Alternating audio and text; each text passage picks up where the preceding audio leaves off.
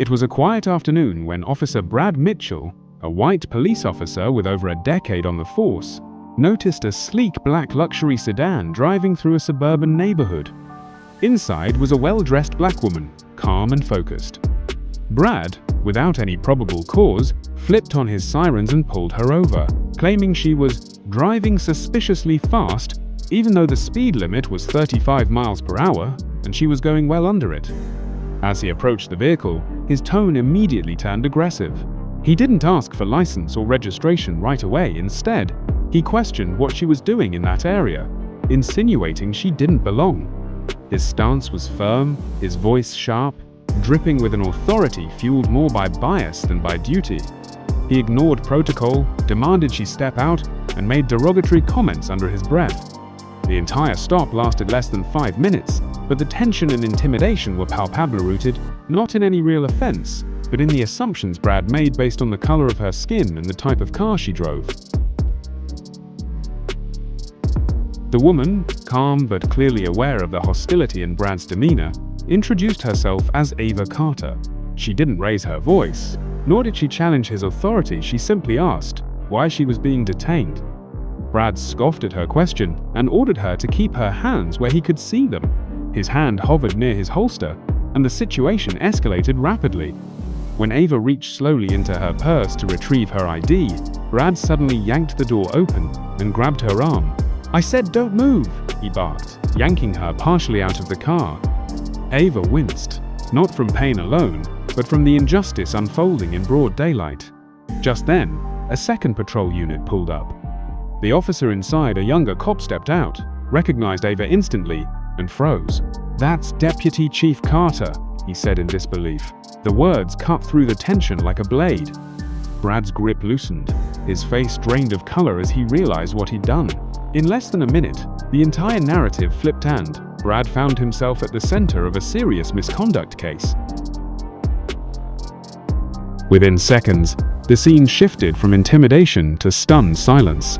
The younger officer immediately stepped in, gently guiding Deputy Chief Carter away from Brad while calling for a supervisor on his radio. Brad, now visibly rattled, attempted to explain himself, stumbling over his words. "She didn't identify herself. I thought she was a suspect," he muttered, but the damage was already done. Ava stood tall, brushing the dust off her navy blazer. "You never gave me a chance," she replied coldly, her voice steady. The supervisor arrived in under 3 minutes. Body cams were reviewed on site, and it was clear Brad had violated department protocol, used excessive force, and ignored proper identification procedure. What made it worse was that Ava's badge had been clipped to her waistband the entire time, plainly visible. As protocol required, Brad was placed in handcuffs on the spot, his Miranda rights read to him in front of the very woman he had just assaulted. The irony wasn't lost on anyone present. A man who had spent years enforcing the law was now being arrested by his own colleagues for failing to uphold it. News of the incident didn't stay local for long. A bystander, who had recorded the entire altercation from their phone, uploaded the video to social media within the hour. By nightfall, it had over 2.3 million views on TikTok and was trending nationwide. Comments poured in, some in disbelief, many in outrage. Hashtags like #JusticeForAva and #BadgeandBias took off. Major news outlets picked up the story by morning. The footage showed everything: the aggressive tone, the physical grab, and the moment of realization. It wasn't just about Ava anymore, it became a symbol of how power and prejudice still collide in America's streets. As the video continued to circulate, pressure mounted on the department to act swiftly and transparently. Within 48 hours, Officer Brad Mitchell was suspended without pay, pending a formal internal investigation. But the public wanted more than administrative leave. They wanted accountability. Ava Carter, though shaken, held a press conference outside police headquarters. Standing behind a podium, flanked by community leaders and fellow officers, she spoke not just as a deputy chief, but as a black woman who had lived through an experience all too common for people who looked like her. "This is bigger than me," she said. "This is about how quickly bias can turn authority into aggression."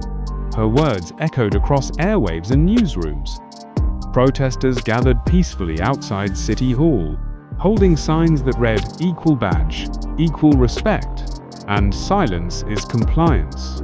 Meanwhile, civil rights attorneys filed motions calling for a broader review of the department's stop-and-search practices. What had started as one officer's reckless judgment had grown into a citywide reckoning call to root out the systemic flaws that let prejudice wear a badge. In the weeks that followed, the city launched an independent review board composed of civilians, legal experts, and retired officers. Their task? To investigate not only Brad Mitchell's actions, but the culture that allowed such conduct to go unchecked. The board uncovered a pattern: unjustified stops, lack of proper de-escalation training, and a troubling number of citizen complaints swept quietly under the rug. Brad was eventually fired and faced misdemeanor assault charges. But for Ava Carter, justice wasn't about revenge, it was about reform. She worked closely with City Council to implement mandatory bias training, body cam transparency laws, and an anonymous reporting system within the department.